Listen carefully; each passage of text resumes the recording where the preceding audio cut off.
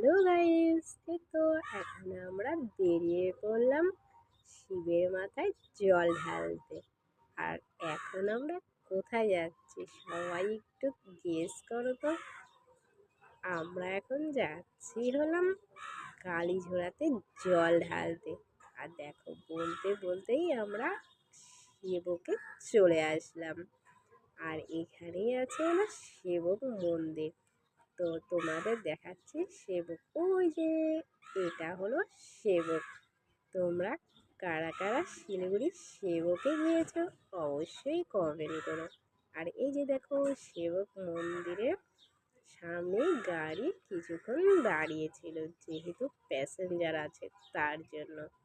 আর এখন আমরা চলে যাচ্ছি হলাম কালীঝোড়াতে জল ঢালতে। তো এই দেখো, পাহাড় কত সুন্দর লাগে, তাই না বলো? আর পাহাড় কার কার ভালো লাগে অবশ্যই কমেন্ট করো। এই আঁকা বাঁকা পথ কত সুন্দর দেখতে। তোমরা কারা কারা কালীজোড়ায় গিয়েছো অবশ্যই কমেন্ট করো। আমার এই প্রথমবার।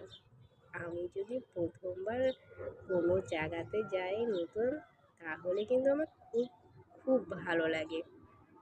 আর দেখো, এই পাশে প্রথমে ভেবেছিলাম যে ঠান্ডা হবে, তো এই পাশে ঠান্ডা সেমনটা ছিলও না। আর এই যে দেখো, কি সুন্দর লাগছে দেখতে নদী। আর পাহাড়ের জল কিন্তু প্রচণ্ড ঠান্ডা।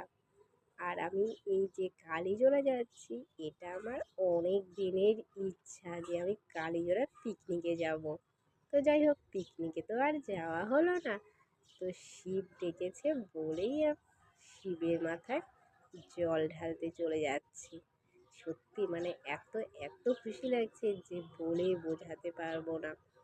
কিছু কিছু সময় দেখবে ছোটোখাটো জিনিসও এতটা আনন্দ দেয় যে আমরা সত্যি খুব খুব খুব হ্যাপি।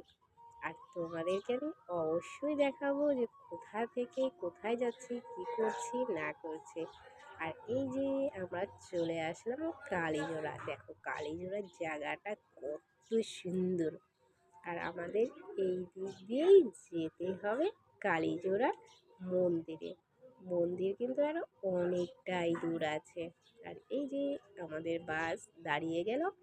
তো এখন আমরা চলে যাব মন্দিরের উদ্দেশ্যে। ওকে।